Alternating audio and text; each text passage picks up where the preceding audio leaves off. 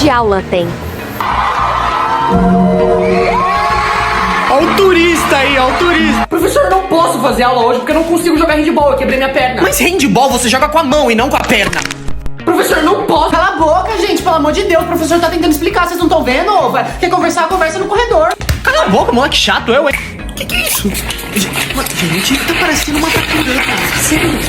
Mano, falta 5 horas pra acabar a aula. Ah, ela passou, não. Ela passou. Ó, me desenha aí, na moral. Tu quer que eu te desenho? Tá. A lápis é 10 reais. Pode ser com caneta? Quer caneta? Tá. Então fica 350, pode parcelar 2 vezes. Mano, você desenha muito. Então, como eu tô... Quem que foi que fez isso? Quem? Lucas. Cavalo. Que barulho é esse? Que... Gente, que... Rapaz!